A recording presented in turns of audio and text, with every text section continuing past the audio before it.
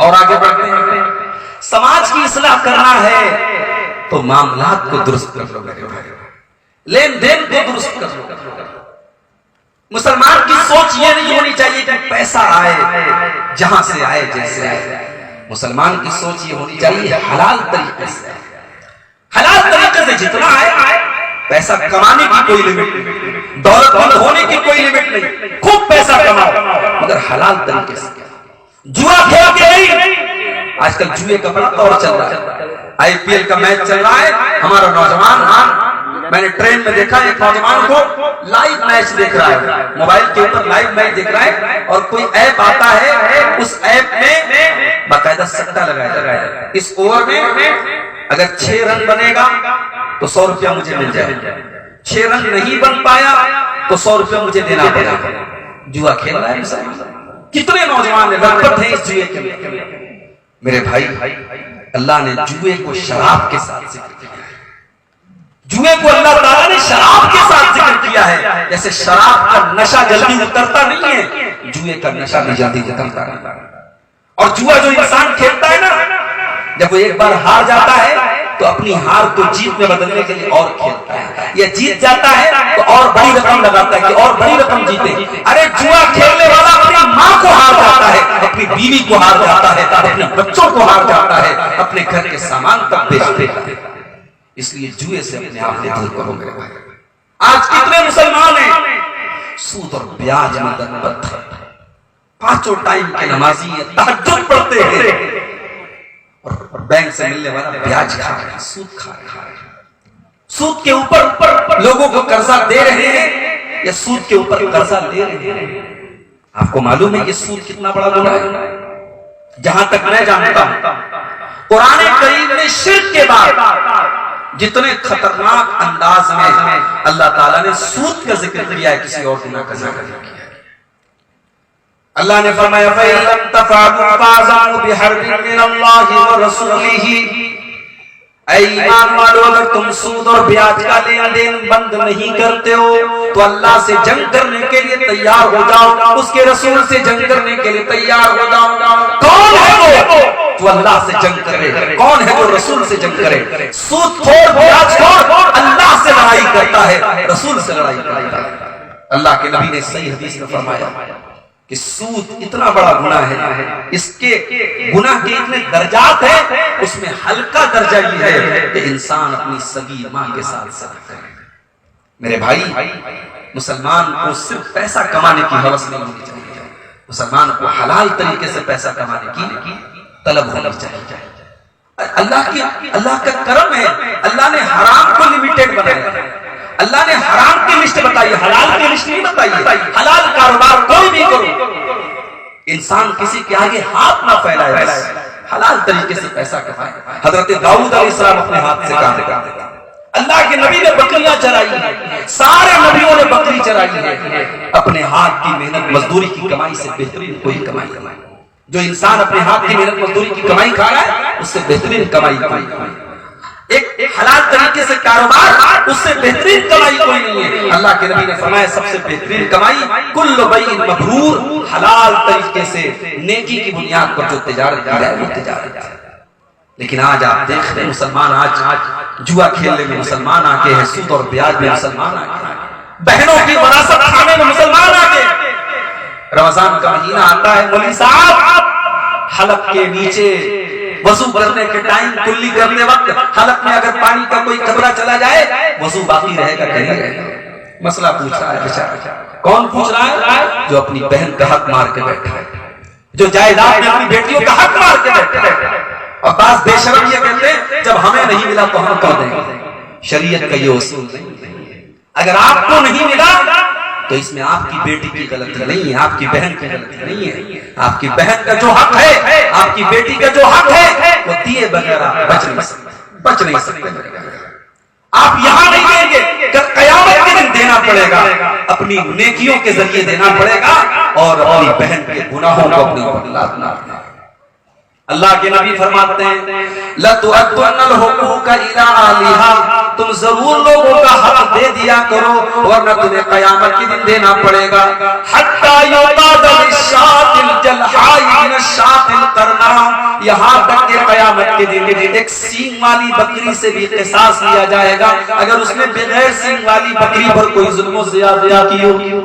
حقوق و لباس کا معاملہ بڑا کڑا، کسی کی زمین ہڑپ لینا عام بات ہے، بھائی بھائی کے ساتھ ناجائز قبضہ کر لیتا ہے اس کی زمین، یتیموں کا یتیم بھتیجے کا مال کھا جاتے ہیں اس کے چچا۔ آج یہ مسلمانوں کے حالات ہیں، کچہری میں چلے جاؤ غیر مسلموں سے زیادہ آپ کو کیس ملیں گے زمین جائیداد کے مسلمانوں کے۔ کس بات کے مسلمان ہیں؟ صرف 5 ٹائم نماز پڑھنے کا نام اسلام نہیں ہے، معاف کیجئے گا، اسلام ایک مکمل لائف سٹائل کا نام ہے، اسلام ایک مکمل نظام حیات ہے۔ تو معاملات کو درست کرو۔ اللہ کے نبی نے قیامت کی نشانی قرار دیا تھا اس کو، یاتی علی الناس زمان لا یبال المرء من اینا اخذ المال، قیامت کے پہلے کیسا دور آئے گا لوگ پرواہ نہیں کریں گے مال کہاں سے کما رہے ہیں، امین حلال امین حرام، حلال طریقے سے کما رہے ہیں یا حرام طریقے سے کما رہے ہیں۔ تو معاشرے کی اصلاح کرنا ہے تو معاملات کو درست کرو۔ اور آگے بڑھتے ہیں، معاشرے کی اصلاح کرنے کے لیے اخلاق کو درست کرو۔ اخلاق کیسا ہے؟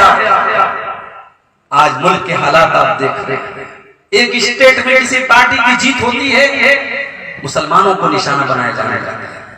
ابھی ایک ویڈیو دیکھا میں نے فیس بک کے اوپر، ایک اسٹیٹ میں بھی کل الیکشن کا رزلٹ آیا، فلاں پارٹی جیت گئی۔ ظاہر ہے اگر کسی بھی اسٹیٹ میں کوئی فرقہ پرست طاقت ہارتی ہے اور اس کے مقابلے میں کوئی دوسری پارٹی جیتتی ہے تو ظاہر ہے کہ ایک نیچرل بات ہے کہ انصاف پسند انسان کے دل میں یہ بات ہوتی ہے بھائی کہ جو امن و چین کے ساتھ نظام حکومت کو چلائے ہم اس کے ساتھ ہمدردی رکھتے ہیں، یہ تو کامن سینس کی بات ہے۔ لیکن اب اس کے اوپر میڈیا کتنا پروپیگنڈا کر رہا ہے کہ صاحب یہ تو مسلمانوں کی جیت ہے، یہ تو اسلام پرستوں کی جیت ہے۔ اس میں پھر ایک ویڈیو میں نے دیکھا، اس میں باقاعدہ ایڈ کیا گیا کہ صاحب اس میں پڑوسی ملک کے زندہ باد کے نعرے لگائے گئے۔ کیا ہو رہا ہے؟ اس ماحول میں جب نفرت کی کھیتی دن بدن پروان چڑھائی جائے ہمیں اور آپ کو اپنے اخلاق کو نہیں چھوڑنا ہے۔ نفرت کا جواب ہمیں محبت سے دینا ہے، ہمیں اپنی زبان کو۔ مجھے بنارس میں کتنے لوگوں نے بتایا، ابھی ہمارے ایک ساتھی آئے بنارس سے، وہ کاروبار کرتے ہیں، انہوں نے کہا کہ مولانا بڑے بڑے مسلمان حاجی نمازی ان کے ساتھ بھی میں نے کاروبار کیا اور غیر مسلم کے ہاں بھی کاروبار کیا۔ مسلمان کے ہاں پیمنٹ کا ٹائم آ جاتا ہے 10 بار دوڑنا پڑتا ہے تب پیمنٹ ملتی ہے، وہ بھی بڑی مشکل سے پوری پیمنٹ ملتی ہے۔ غیر مسلم کے ہاں بتا رہے 7-8 سال سے کام کر رہے ہیں، بولے کبھی پیمنٹ مانگنا نہیں پڑا، ٹائم کے پہلے پیمنٹ حاضر ہے، اکاؤنٹ میں پیسہ ہے۔ یہ شرم کی بات ہے میرے بھائی کہ جو اخلاق ہمارا ہونا چاہیے، ایمانداری سچائی ہمارا اخلاق ہونا چاہیے تھا، آج غیروں کا وہ اخلاق ہے۔ ہم کیا بات کریں گے؟ ہم اپنے دین کو کیا تعریف کریں گے؟ ہم اس ملک میں کیا اسلام کی اشاعت کریں گے؟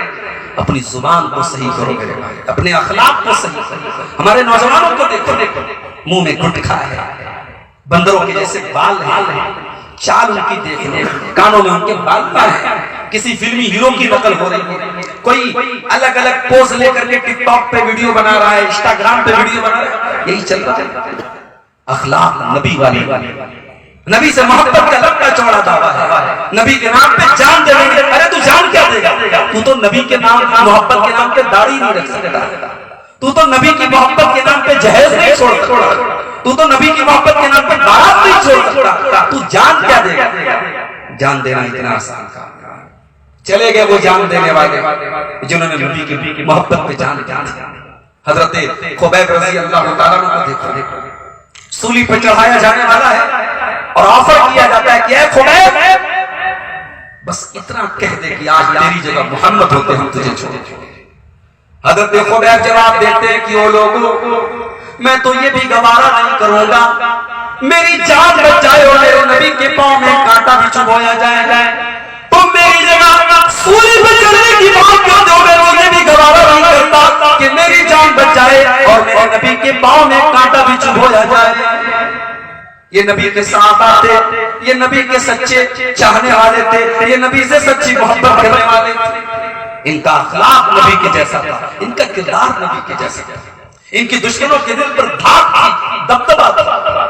آج ہمارا اخلاق صحیح نہیں ہے، وعدہ خلافی ہم کرتے ہیں، امانت میں خیانت ہم کرتے ہیں، دنیا بھر کا جھوٹ ہم بولتے ہیں، رشوت لینے دینے کا کام ہم کرتے ہیں۔ ہم جب تک اپنے اخلاق کو درست نہیں کریں گے ہماری اصلاح نہیں ہو سکتی۔ اور سماج کی اصلاح میں یہ ہمارے داہنے سائیڈ میں عورتوں کا پنڈال ہے، ان کا بہت بڑا رول ہے، ان عورتوں کا بہت بڑا رول ہے، کیونکہ ایک عورت ماں بھی ہوتی ہے، بیٹی بھی ہوتی ہے، بیوی بھی ہوتی ہے، بہن بھی ہوتی ہے۔ ایک عورت اگر صحیح ہے پورا ایک پریوار صحیح ہے۔ نیپولین بوناپارٹ نے کہا تھا کہ give me an educated mother, I shall promise you a birth of an educated and developed nation۔ Napoleon Bonaparte نے کہا تھا کہ آپ مجھے ایک پڑھی لکھی ماں دے دیجئے، میں آپ کو ایک پڑھی لکھی قوم دے دوں گا، ایک ترقی یافتہ قوم دے دوں گا۔ مگر کون سی پڑھی لکھی؟ یہ کالجوں اور یونیورسٹیوں میں اعلیٰ تعلیم حاصل کرنے کے بعد اگر ہماری مسلمان بہن آج غیر مسلموں کے ساتھ رنگرلیاں منا رہی ہے، ان کے ساتھ بائک پر گھوم رہی ہے، ان کے ساتھ اپنے گھر سے فرار ہو کر کے ان کے ساتھ شادی کر رہی ہے، ان کے مذہب میں داخل ہو رہی ہے، تو میرے بھائی اس کا مطلب کہ ہم نے تعلیم تو دی ہے، تربیت دی ہے۔ ہماری بچی وہ انٹر پاس کر لیا، اس نے گریجویشن کر لیا، کالج میں پڑھنے لگی، اس کو پردہ ہم نے برقع تو پہنا دیا، لیکن برقعے کا مقصد کیا تھا ہم نے نہیں بتایا۔ اس کے دل میں حیا نہیں ڈال سکے، اس کے دل میں غیرت نہیں ڈال سکے، اس کو اس پردے کا مقصد نہیں بتا سکے۔ تکلیف ہوتی ہے میرے بھائی، کسی نقاب پوش لڑکی کو ہم یہ کام کرتے ہوئے دیکھتے تھے، ہمیں زیادہ تکلیف ہوتی ہے۔ یہ کام تو ہو رہا ہے دنیا بھر میں، بدکاری ہو رہی ہے، زناکاری ہو رہی ہے، مگر ایک نقاب پہننے والی، ایک برقع نشین عورت جب کسی غیر مسلم کے ساتھ فرار ہوتی ہے نا، تو ایسا لگتا ہے کہ ہماری قوم کے چہرے پر کسی نے تھپڑ مارا ہے۔ ہماری قوم تو ماشاءاللہ بریانی کھانے میں مست بنی ہے، بڑے کا پایا کھانے میں مست بنی ہے، اسے تو مسلمانوں کے محلے میں چلے جاؤ۔ آج افسوس ہوگا، میں بنارس میں جس علاقے میں رہتا ہوں، ہمارے علاقے سے سٹا غیر مسلموں کا علاقہ ہے۔ غیر مسلموں کا علاقہ جہاں سے شروع ہوا، کوچنگ سینٹر اور اسکول غیر مسلموں کے علاقے میں شروع ہوا۔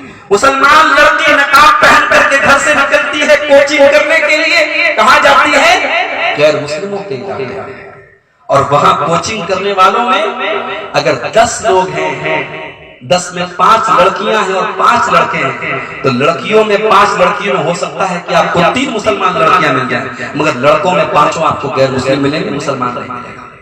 یہ بھی ہماری قوم کا بڑا عجیب طریقہ ہے۔ لڑکیوں کو تو ہم پڑھا رہے ہیں، لڑکوں کو نہیں پڑھا رہے۔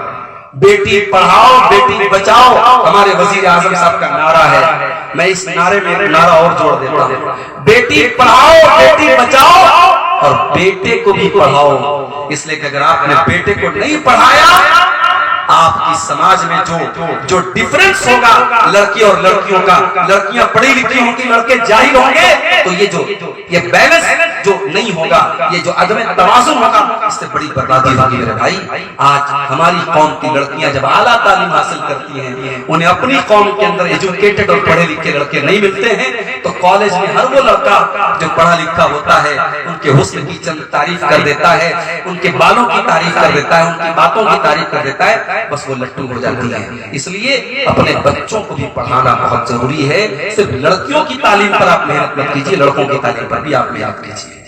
تو عورتوں کی اصلاح بہت ضروری ہے۔ اگر عورت سدھر جائے میرے بھائی، اس سے قیمتی کوئی دولت نہیں۔ اللہ کے پیارے نبی فرماتے ہیں لِيَتَّخِذْ أَحَدُكُمْ قَلْبًا شَاكِرًا وَلِسَانًا ذَاكِرًا وَزَوْجَةً مُؤْمِنَةً تُرِيدُهُ وَلَا أَمْرِ الْآخِرَةِ۔ 3 چیزوں کو خزانہ بنا لو۔ ایک تو اپنے سینے میں ایسا دل پیدا کر لو جو اللہ کا شکر ادا کرتا ہو، اپنے منہ میں ایسی زبان پیدا کر لو جو اللہ کا ذکر کرتی ہو، اور ایسی بیوی اپنے گھر میں لے آؤ جو دین کے کاموں میں تمہاری مدد کرے، جو اللہ کے ذکر پر تمہاری مدد کرے، جو شریعت کے کاموں میں تمہاری مدد کرے۔ دیندار عورت کو رشتہ کرو، دیندار عورت کو ترجیح دو، اور سادگی کے ساتھ سمپل طریقے سے وقت پر شادی کرو۔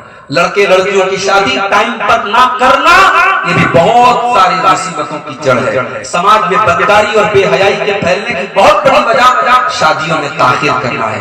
اپنے بچوں کی صحیح وقت پر شادی کرنا۔